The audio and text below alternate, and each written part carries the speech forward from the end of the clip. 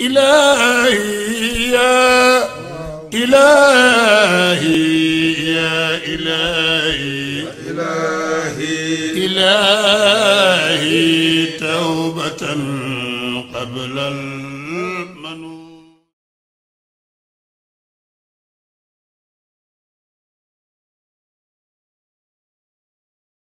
أعوذ بالله من الشيطان الرجيم بسم الله الرحمن الرحيم الحمد لله رب العالمين والصلاة والسلام على رسول الله سيدنا محمد صلى الله عليه وسلم. mbokki jullit yi mbokki taalibe yi ñu ngi leen di nuyu di leen ziyaara di jiital ci ziyaar bi su Serigne Babacar Sy Mansour al Khalifa ak rakkam sëñ Maodo Sy Dabakh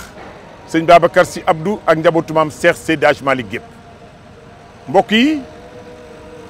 xam ngeen ni sëñ Babacar Sy Mansour ca burdu mu jëlu burdu ba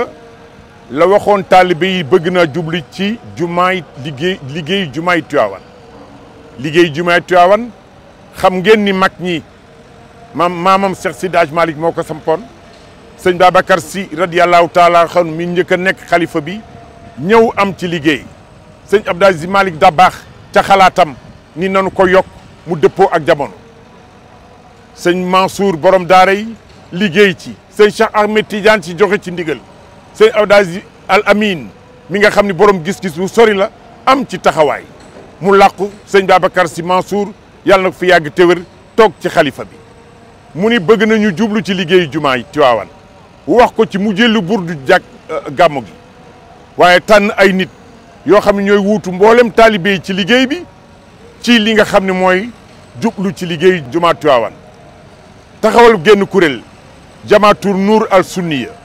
jël ay taalibe boromi pas-pas ñu wuutiw ci mbooleem taalibe yi ci wàllu liggéey Tiwaawan 14 septembre 2020 14 septembre 2020 ñu door ak yéen plateau bi nga xam ni dañ ciy dàkk ñaar muy benn saan jam ñaari picc indi ci li nga xam mooy anniversaire wala sëñ Abdou Aziz Malick Dabakh waaye indaale ci li nga xam ni mooy plateau bi njëkk a def di ci sàkku nit ñi ñu indi dugal seen alal ci jumaa ji taalibe yi xër dugal ci seen alal sëriñ bi ni nanu door liggéey bi 14 septembre dellu si ñu àndaat plateau indi waat leen li nga xam ni moom la taalibe yi soxla ci li nga xam ni moom lañ bëgg a xam ci jumaa ji tey ñu tàmmoon leen ay plateau nag te wax day tungoom jëf bëgg a tungoom jëf moo tax ma ñëw tey fii fi nga xam ne mooy chantier bi fii ci jumaa ji ànd ci ak techniciens yi waaye gros œuvre yi jeex na damay ànd ñi nga xam ne ñoo yor loo technique yi ku ci nekk ca fa nga féete nga wax ma fan nga ci toll pour ñu mën ko jël kon mbokk yi dama leen di ñaan ma ànd ak yéen ñu topp li nga xam ne mooy ngeen topp ma ci biir ma ñi nga xam ne ñoo yor loo technique ku ci ne ma laaj la fan nga toll ak fan nga jëme liggéey bi ñu mën koo xamandoo ndax nit bu dugalee alalam fenn war naa xam lan lay jur ak fan la ca toll kon mbokk yi ngeen topp ma ñu dem fa yaa hayyu yaa qayyuum ya Allahu rabbana ilayka tawassalna bi xayril bariyati fa yaa hayyu yaa qayyuum ya Allahu rabbana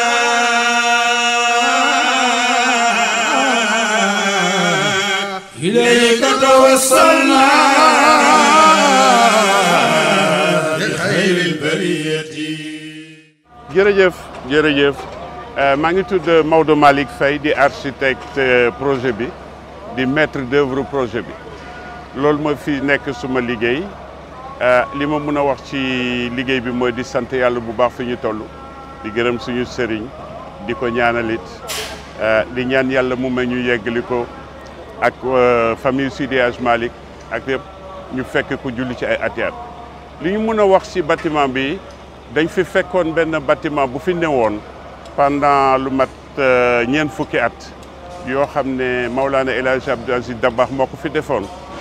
bâtiment boobu ci ni mu toll woon daan nañ ko gis ci photo mu am benn soro nekk à peu près 4000 mètres carrés bi ñu yegsee aussi commencé fekk fi ay dôme ak ay daal yoo xam ne ndox bi daf si yàggoon ñu def analyse de solidité boo xam ne daf ñu wax ne dañ ko war a dindi defaraat bi ñu yegsee ba di toj ba di def sëriñ bi nañu toj du tabax moo tax ñuy toj di tabax di xalaat ba yegsi fii liñ fi yegsi ci 4000 mètres carrés yi ma la waxoon dañu ñëw yokk ci parce que place su jigéen ñi prévoir woon nañ ko mais kenn tabaxu ko moo taxit bi ñu yegsee di ngeen ko gisee ñu am bâtiment principal bi ak partie boo xam ne dañ ko yokk muy extension yu góor ñu def extension yu jigéen ñi bu ci nekk 1800 mètres carrés la jumaaw Seydi Hadji Malick bi fi newoon dañ ko couvrir mu am doom ci kawam bu def 32 mètres moom it espace de prière bu am 1200 mètres carrés la ñu boole ci ensemble bi dina nekk 10 000 mètres carrés yoo xam ne comme ni ma la ko waxee 18 000 personnes mun nañ si julli leneen li nekk ci jumaa ji du rek yaatuwaay bi ci suuf mais mooy surtout li ñuy wax volume parce que dafa kawe dafa siggi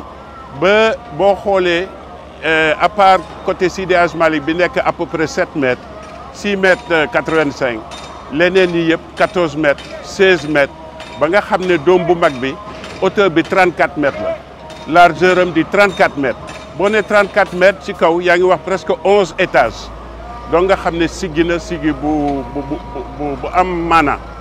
leneen li ne ci biir moolu mooy tax mu gën a éclairer gën a ventiler même su fekkee ne dañ ko prévoir climatiser moom ñëpp leneen li ngeen gis muy bâtiment bi nekk ci biir nee naa la aussi benn soroor lañ fi amoon fekkoon buy 82 mètres tabax nañu ñaari soroor benn ci côté jigéen ñi benn ci côté góor ñi bu nekk 56 mètres la mesure yooyu nag ay ndigal yu fi Maolana El Hadj Abdou bàyyi woon ci hauteur yi moom la ñu suivre fa bâtiment ba ne woon fa lañ ko def xanaa dañ ko siggil yaatal ko li ngeen di gis ci côté bi mooy toilette yi nga xam ne moom la ñu jaglee jumaa ji ndigal lañ ci am pour suul ko buñ ko suulee it xalaat bi may nañu ñu ne nuñ koy ventiler nuñ koy éclairer looloo tax boo gisee dañ ko def ñaari niveau bi ci suuf fa la toilette yi ne ak jàppukaay yi niveau bi ci kaw dañ ko defal daal ba nga xam ne day éclairer di ventiler ci biir it ñu def ci li ñuy wax ventilation mécanique contrôlée boo xam ne day xëcc ak di delloo di dindi xet yi di def air bu bees nañ cay demee nag lu am njëriñ la dañu am ay ascenseur ci côté jigéen ñi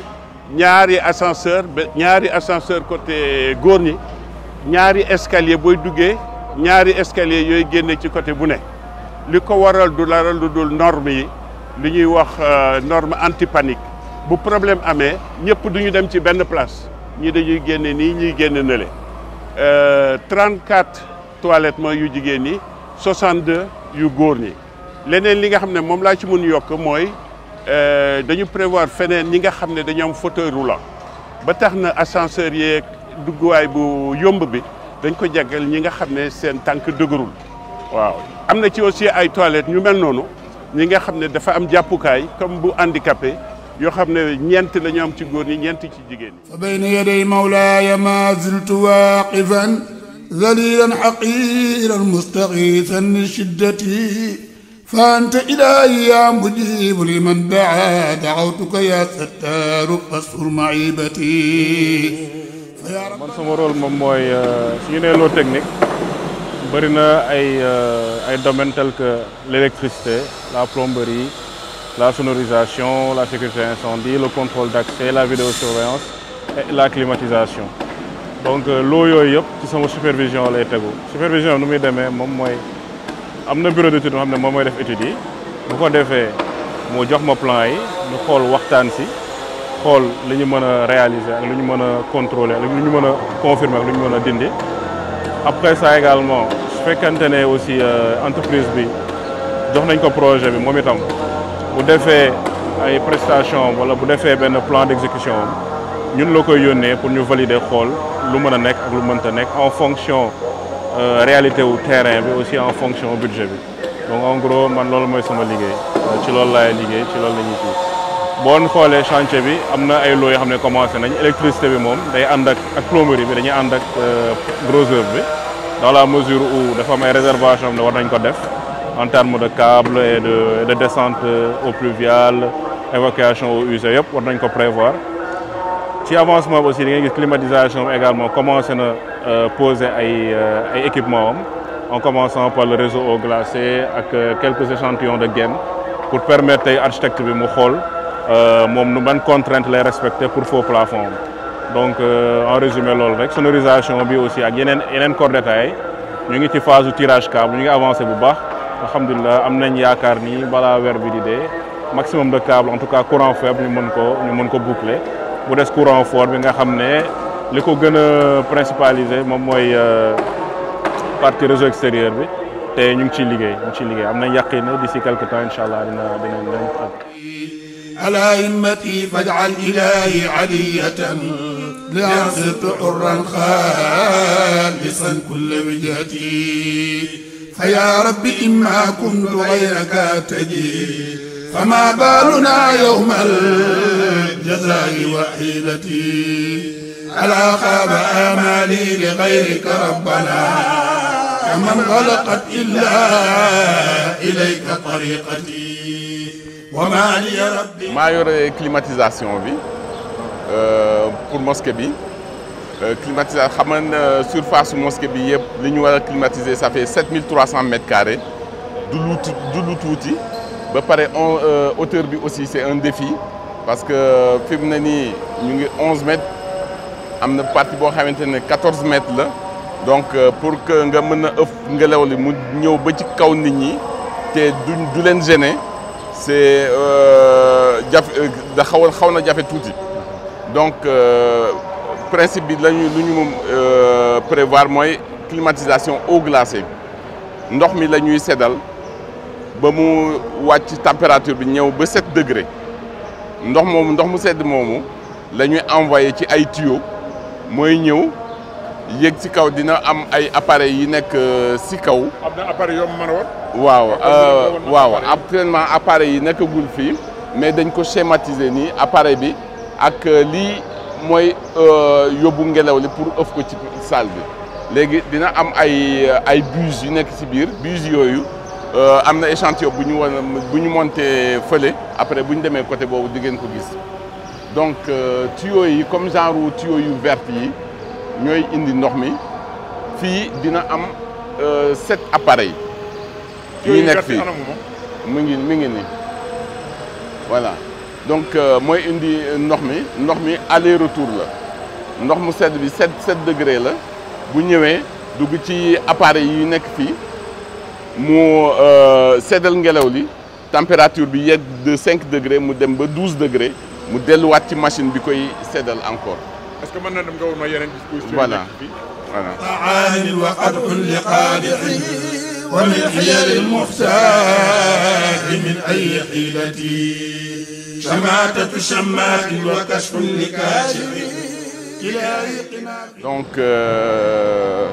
au total 39 appareils yu mel nii ñoo fi nekk léegi fi am galerie yi comme ci biti nii appareils yi ci biti la ñuy nekk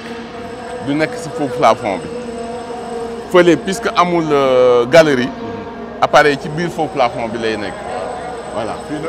donc léegi appareil bi nekk ci biti noonu mooy souffler ni ci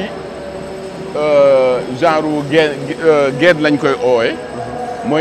mooy indi ngelaw li ci biir léegi ngelaw li koy ëff ci biir mi ngi nii di nga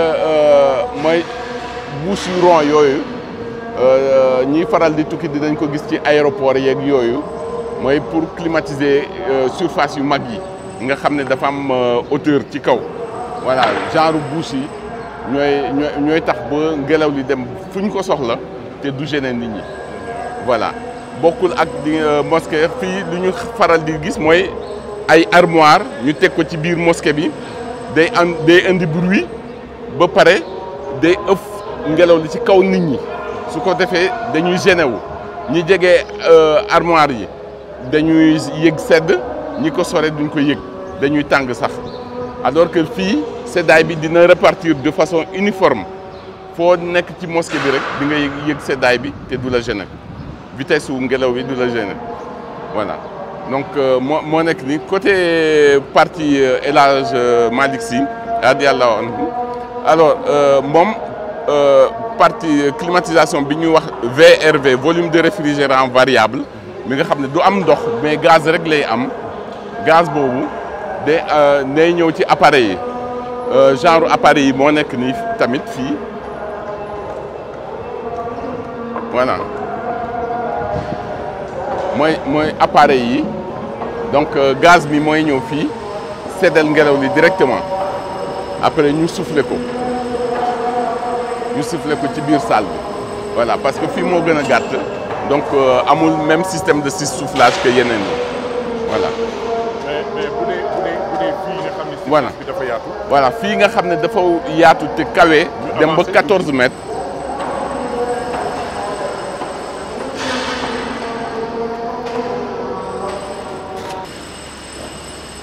donc nga fa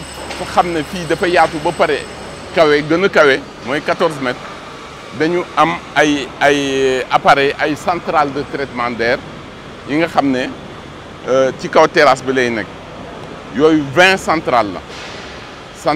centrale bu nekk puissance am mi ngi toll ba presque 70 kilowatts 70 kilowatts boo c'était climatiseur 1 cheval 7 kilowatts la donc 70 kilowatts donc ça fait presque climatiseur 70 climatiseurs pratiquement mooy benn appareil bi nekk ci kaw donc 20 moo ci nekk pour climatiser partie bi dégg nga donc fii ak fii côté homme ak côté femme 39 appareils moo ci nekk au total. 39 appareils léegi partie VRV bi à peu près il y a une vingtaine d'appareils aussi yi nga xam ne ñoom ñooy comme genre appareils yi il y a une vingtaine ñooy climatiser côté bi voilà léegi côté bureau ci minaret bi aussi am na ay climatiseurs VRV comme fii yu climatiser bureau yi léegi leneen lu bees aussi am na ci mosquée bi parce que c'est une mosquée intelligente jumtukaay xaral yi fi nekk yëpp dina permettre nit ñi lépp lu pan ci mosquée bi ñu mën ko xam ci ordinateur la ñuy taalee climatiseurs yi ci lañ koy fayee ci lañ koy régler et partie bu pan rek dinañ xam exactement lan moo pan ci système bi beneen système aussi am na buntu yi yëpp dañu am li ñuy wax rideau d'air bi mooy tax buñ ko taalee mën nañ tijji buntu yi te seddaay bi ci biir du génn ci biti. voilà kon bu dee partie jigéen yi tamit comme dañ leen di séparer. voilà même système comme partie góor yi. voilà bu dee fële ci minaret bi. voilà fii imam bi di nekk. voilà foofu aussi day am climatisation boppam. VRV la mooy volume de réfrigération variable unité yi nekk ci biir comme genre yi day nekk ci faux plafond bi mu am grille buy souffler mu am appareil yi nekk ci biti ñoom ñooy évacuer chaleur bi. jërëjëf voilà jërëjëf. voilà وأزكى صلاة الله ثم سلامه على خير خلق الله من غير ثنيتي مع الآل والأصحاب بما ذر شارق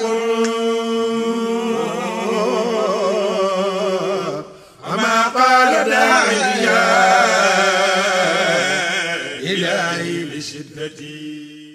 présentement ci jumaa ji ñu ngi fi war a def sécurité alarme incendie sécurité de contrôle d'accès ak vidéosurveillance moom mooy caméra yi képp ku dugg wala ku génn ci jumaa ji ñu xam kañ nga fi dugg ak kañ nga fi génn contrôle d'accès bi mooy bépp bunt ci jumaa ji dañuy am système de lecteur de badge wala salle de supervision bii nekk ci biir ñoo lay ubbil tey ubbi bi mun nañ ne buntu tel heure tel ba heure tel lay ubbeeku heure tel mu tëju c'est-à-dire que sécurité mun nañ ne jumaa intelligente la ñuy def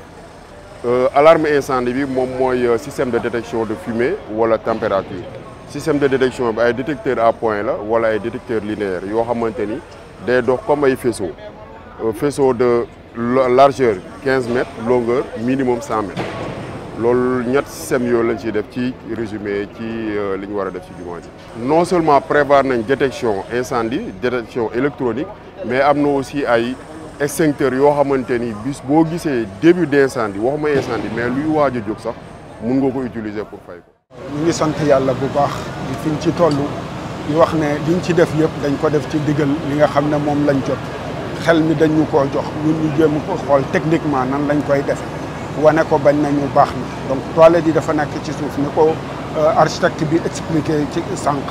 mooy dañuy permettre ñu def ventilation naturelle ak ventilation mécanique pour assister fi mu ne nii actuellement jumaa ji yëpp boo doon xayma gros œuvre bi ñu ngi à 90%. c'est-à-dire tey jii jumaa ji am na partie yoo xam ne dañ koy commencé libérer pour mën a tax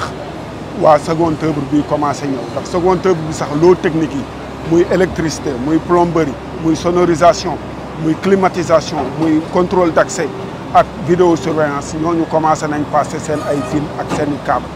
léegi li des mooy ñu indi ñi nga xam ne ñooy décorer loolu tamit jot nañ offre yi di ko analyser actuellement. kon fi mu ne liggéey bi fi nga xam ne tey jii toll na fi liñ mën a wax mooy CDE mi nga xamee ne moo yor gros œuvre bi yor électricité yor plomberie ñoom actuellement ci gros œuvre bi ñu ngi 90%. SG équipe bi nga xam ne waxtaan ngeen ak ñoom sànq Traoré ñu yor plomberie bi ñoom ñu ngi commencé nañ liggéey bi commandé nañ matériel. sonorisation bi jot nañ bon de commande bi commandé nañ matériel bi sonorisation bi dem ci jumaa ji yëpp parce que sonorisation jumaa ji lu tax mu jafe mooy commande ji comme dafa rëy 10 000 mètres carrés il faut que nit ñi mu bañ a tànqal sonorisation bi tamit bañ a tànqal nit ñi donc dañ ci def ay études ba nga xamee ne études yooyu moo tax ñu jënd matériel bi nga xam ne moom lañ ciy def ñu jox ko benn compagnie V12 Events mu koy def. donc liggéeyu jumaa ji comme nu mu tëddee entreprise bi nga xamante ni moom moo yor gros œuvre moom mooy CDE moo yoraale électricité yor plomberie yor li nga xamante ne moom mooy étanchéité donc soo gisee am solo bi nga xamante ne liggéey bi am na ko solo ñu teg ko ci entreprise boo xamante ne loxoom CDE am na expérience ci genre travaux yu mel nii soo fi gisee li mu fi déployé ci matériel am nañ fi yeneen gis lu mat 5 grilles mobiles mi ngi fi 2 grilles fixes mi ngi fi centrale à béton mi ngi fi plus de 400 personnes ñu fi xëy chaque jour di fi liggéey. donc am dayoo bi nga xamante ni liggéey bi am na ko CDE direction générale boole si accompagne tey gi ba ñu mën a taxaw liggéey lu toll nii donc liggéey fi mu toll bi ñu naan gros œuvre bi c'est terminé à presque 90%. donc li gënoon jafe ci liggéey bi liggéey la boo xamante ni du liggéey bu simple comme bâtiment wala immeuble mais liggéey jumaa dafa xaw a complexe forme yi jafe la architecte bi day xalaat. bu xalaatee jox bureau d'étude bi calculer mu jox ñun entreprise balaa ñuy exécuter ñun tamit foog ñu xool méthodologie d'exécution yëpp foog ñu xool ko te délai liggéey bi doon na délai yoo xamante ni délai yu serré la donc loolu yëpp dañ ci doon tenir compte mais jumaa ji soo xoolee fulla bi ko entreprise bi jox nga xool bi ñu démarré daaw bu ñu fi ñëwee 14 septembre ak ren 14 septembre 2022 ci diggante bi liñ fi def ci liggéey. donc daw nañ fi lu bare liggéey nañ fi guddi liggéey nañ fi bëccëg liggéey nañ fi suba liggéey nañ fi ngoon. plomberie bi actuellement ñu ngi def carottage yi pour descente eaux pluviales yi fële tam bloc toilette yi tamit semaine prochaine dinañ commencer li nga xamante ne moom mooy pose conduite pour évacuation yi. électricité bi gis nga frottage yu dal yëpp def nañ ko tey jii pose chemin des câbles pour permettre l'eau technique yëpp fi ñuy jaar. moom la ñu nekk di def actuellement par rapport ak l'électricité donc gros œuvre bi li gënoon jafe mooy coulage coupole yi gis nga ko coupole bi nga xamante ne moom moo gën a mag mooy coupole bi nga xamante ne diamètre 34 mètres la bu démarré à plus de 16 mètres nga xam ni tey jii boo doon évaluer coffrage bi il y a plus de 1800 mètres carrés de coffrage béton bi il y a plus de 400 mètres cubes de béton donc nekk woon liggéey bu yomb il fallait ñu trouver ay mécanismes ay méthodologies yoo xamante ne d'exécution préfabriqué li nga xamante ni moom mooy coffrage bi préfabriqué li nga xamante ni moom mooy ferraillage bi pour mën a accélérer travaux yi pour mën a egg tey jii fii ñu egg donc bi ñuy démarrer travaux yi on avait 8 chefs de chantier ak plus de 500 550 personnes ñoo fi nekkoon bi ñu demee ba liggéey bi commencé wàññeeku bu ñu paree li nga xamante ni mooy les dalles plates léegi 6 chefs de chantier moo fi nekk kii mooy chef de chantier principal Ibrahima Sakho. Donc actuellement on est à 390 presque 400 personnes ñoom ñoo nekk ci jumaa ji pour terminer li nga xamante moom la gros œuvre. waaw on travaille 24 heures sur 24 mais actuellement dañuy liggéey ba minuit donc 2 équipes la benn équipe moom mooy liggéey 8 heures ba 16 heures deuxième équipe bi day ñëw en renfort à partir de 15 heures ba 0 heure donc ñaari quart lañ ko def noonu la ñuy répartir liggéey bi soo xoolee bi ñu ko joxe dans sa globalité aussi dañ ko def ay chantier extension homme dañ ko def chantier boppam extension femme ñu def ko chantier boppam grande salle de prière ñu def ko chantier boppam bloc toilette ñu def ko chantier boppam donc chantier bu nekk jël beneen chef de chantier boo xamante ne moom moo géré minaret chantier bu nekk bu ñu ibbi am na chef de chantier bi nga xamante ne moom moo fa nekk conducteur travaux bi fi nekk notamment man ñooy coordonner loolu yëpp pour liggéey bi mën a dem ci kanam. man def naa ci métier bi plus de 44 ans ci métier bi mais volume mu jumaa bu toll nii musuma daje ak moom maa ngi doog a daje ak moom ba tax na système bu ñu doon liggéeyee lu ci bëri dañ ko changé dalles plates yi bari na ci lu ñu def préfa pour mën a dem ci délai bi ñu waxante woon ak commission bi coupole yi dañoo changé système de coffrage bi ñu doon def ak système de ferraillage bi ñu doon def parce que coupole bu mujj bi muy 34 mètres bi ñu koy defar panneaux yëpp dañ ko préfabriqué ci suuf matoon na 123 panneaux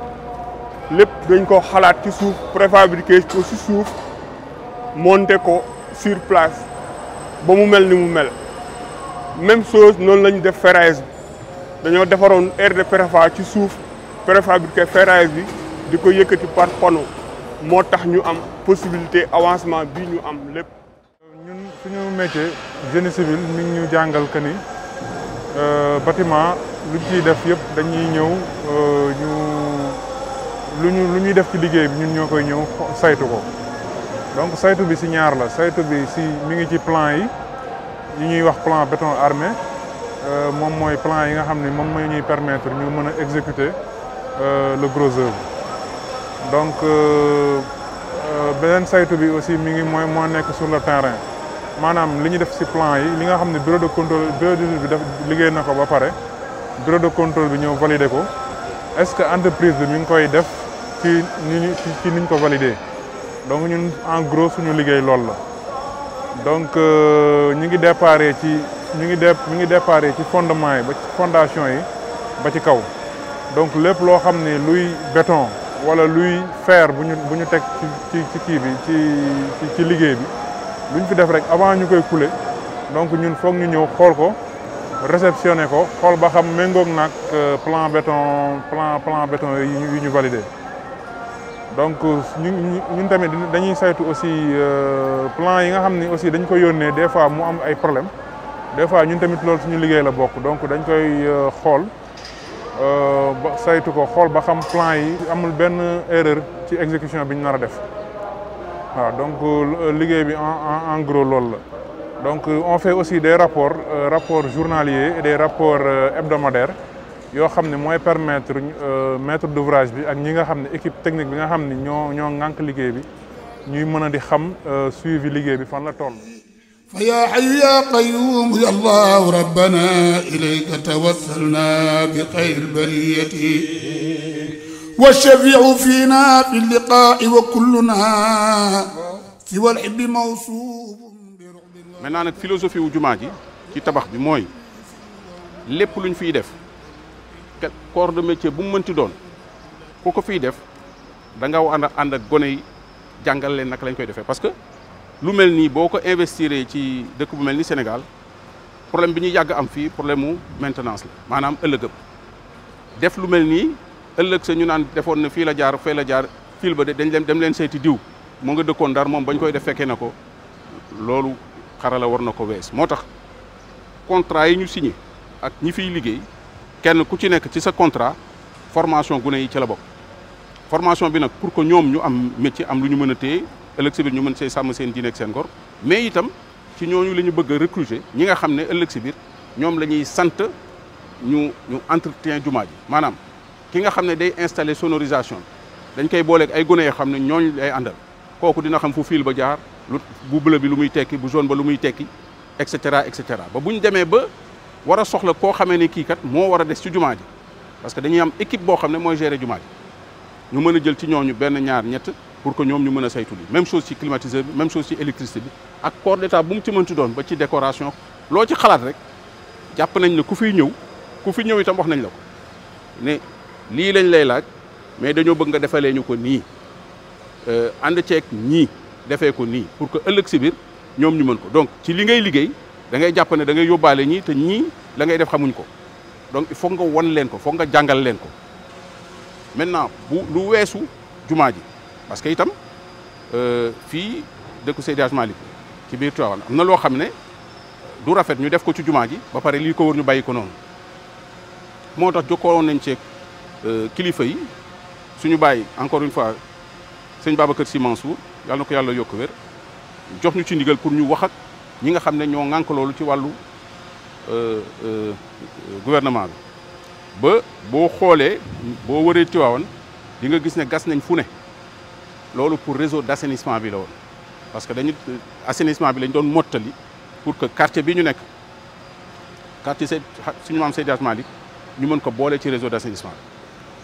bi maintenant loolu biñ ci waxee ñi ñu ci war a waxal dañ jàpp ne assainissement bi naam il faut que mu am mais boo paree assainissement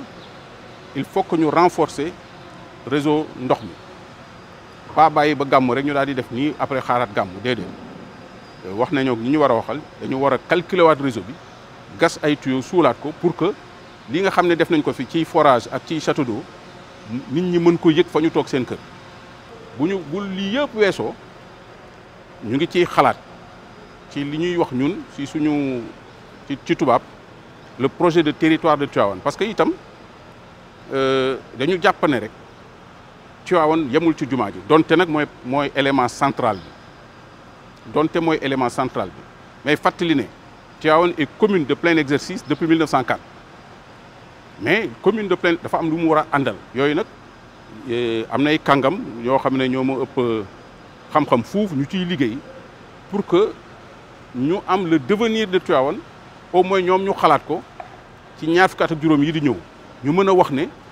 fii ak fii ak fii la ñu war a jaar yoon yi la ñu war a jaar fii la ñu war a def tali fii la ñu war a def hôpital fii la ñu war a def nangam ak nangam. fa ya rabbana isrif ilayka xawaatiri bi jaay nabiyin lil bariyati rahmati fa ya hayyu ya qayyum ya allahu rabbana ilayka tawassalna bi xayril bariyati wa shafi'u fina fi liqaa'i wa kulluna. J'ai commencé avec faire des parasols pour les mosquées en 1986 et 7. C'était les premiers projets de Médina, dans les parasols dans les cours, dans les haswa. Et c'était un projet qui a changé toute la scène des parasols. Après 10 ans, on a commencé avec les parasols de Tivaouane. Et je suis très fier et très content que ce sera ici avec les frères de Tijaniya. Parasol yi mooy esplanade bi xam nga maa ngi la wax ne 10 000 mètres carrés la ñu am ci bâtiment. Surface su terrain bi yëpp 22 000 mètres carrés donc esplanade bi di 12 000 mètres carrés esplanade bi yëpp la ñu prévoir ay parasol comme ya ngeen gis ci Médine yuy ubbeeku ci suba di tëju ci ngoon nuñ ko buggee pour au total fanweeri parasol day couvrir esplanade bi yëpp fi ñu toll dugg nañ ci loo xam ne war nañu commencer fukk yeggali yeneen ñaar fukk yi ci des mais yëpp ci biir esplanade bi lay nekk. li ngeen di gis nii boo ko seetloo mooy soroor bi ñu fi fekkoon ñu toj ko defaraat ko li ngeen di gis nii mooy li nga xam ne mooy marqué xibla bi parce que la ngeen gis fële mooy mihrab bi fi nga xam ne imam bi fa lay ne moom it fa mu ne la nekk ci suuf la nekk sa càmmoñ dafa am place am moom bureau bibliothèque li nekk ci ndijoor bi ñu jagteel ko sëriñ bi boolaa moo julli wala yu mel noonu mu foofu lay ne la ca wàll ga dañ ko def benn centre médical boo xam ne ku fi am tolof-tolof balaa dara ñu la yóbbu fenn ñu xool la fii prévoir nañ si sax lu mel ni défibrillateur ba ku am lu mel ni AVC ak yooyu balaa ambulance ak keneen di ñëw ñu jublu si yow dañ fi am aussi ay médecins ay infirmiers yu fiy nekk en permanence saa ñu si war a julli li nekk ci kawam ay bibliothèque la yoo xam ne mën nañ ko utiliser nit ñi di fi ñëw di gëstu xam-xam la ca kaw nag mooy les locaux techniques moo xam saalu vidéo saalu sonorisation saalu télévision ak yëpp moo nekk ci kaw. mbokki jullit yi mbokki taalibe yi gis ngeen ñi nga xam ñooy le technique yi nga xam ne ñooy yor lépp loo xam ne dafa aju ci jumaa ji Jamaatu Nour al Sunniya tàmmaloon leen plateau télévision yoo xam ni dañuy toog ak yéen di wax indi architecte yi ñu ni wax day tungoom jëf moo tax ñu indi leen wax leen fan lan toll ci jumaa ji njaw des naw xambin ku gis li fi ne gis li techniciens yi wax ak li ci war a aju yëpp war na noo jàpp ni taalibe bu ne jullit bu ne war ngaa mën a dugal sa loxo ci jumaa ji defar sa beneen tolluwaay jëme ci jumaa ji nga xam ni sëñ Babacar Sy Mansour moo waxaat ñu yëkkati ko sëñ Babacar Sy Mansour nag xeebul dërëm xeebul milliard ndax xam na payu yàlla du jullit jël alalam def ci jumaa wala ci jàkk kon mbokk yi gis ngeen sànq ñi nga xam ñoo yor parasol yi signé ak Jamaatu Nour al Sunniya pour ñëw taxawal parasol yi fii ci jumaa ji gis ngeen ñi yor lépp loo xam ni climatisation la gis ngeen ñëpp ñi yor yi nga xam mooy robinet yi indi ndox mi ak li nga xam ni mooy toilette souterraine yi nga xam dañ ko def waxoon nañu ko gaa yaa ngi koy jëf kon mbokk yi wax day tungoom jëf moo tax Jamaatu Nour al Sunniya indi leen lii nga xam ni tey jii mooy taxawaay tolluwaayu liggéeyu jumaa Tiwaawan sëñ Babacar Sy Mansour yàlla na fi yàgg te wér ànd koog sëñ Maodo Sy Dabakh mi nga xam ni tegtale na nan la nit di fonke waajuram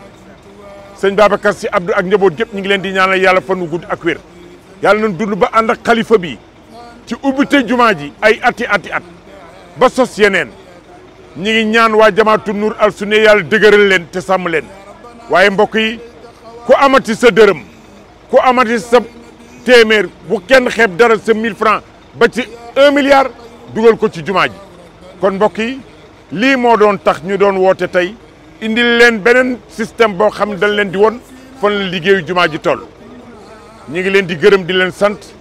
di ñaax ñëpp ku ne dugalaat sa loxo sa poos indiwaat ndax jumaa ji teel a àgg ñu ànd koog sëriñ bi mbokki jullit yi mbokki taalibe yi asalaamualeykum wa rahmatullahi taala wa barakaatu. wa daawuda yaqub suleymana yusufin wa isxaaqa ismaila ilyasa junnati wa musa wa haarun wa ayuba walyasa walilkibri yaxya zumma isa alwasilati كذا زكريا شعيب وصالح تقينا لدى الدارين من كل وحدة ومن آل بيت المصطفى جم شملنا لأصحابه كشف الشداد المهيبة بأقمال بدر يا إلهي وسيدي وبالمال الأعلى شمل كل أمتي إلهي يا مولاي بالأرض والسماء وما حوت بلتشنا كل علتي لك الخلق يا مولاي والأمر كله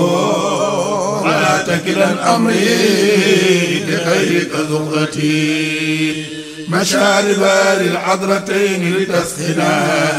أذن بغياب القلب مع كل قسوتي مدى الدار والأيام والذنب حاصل وصاع غراب البين معلم رحلتي مدى الدار والأيام والجسم عابد سوى الله والرحمن خالق جثتي مدى الدهر والأيام والقلب شاكر سواه منه دار قلب معيشتي مدى الدهر والأيام والذنب حاصل على أنني مملوك نفسي وشهوتي على عمر ولا مستطاع رجوع هارب ما إلهي يا إلهي يا إلهي إلهي توبة قبل المنون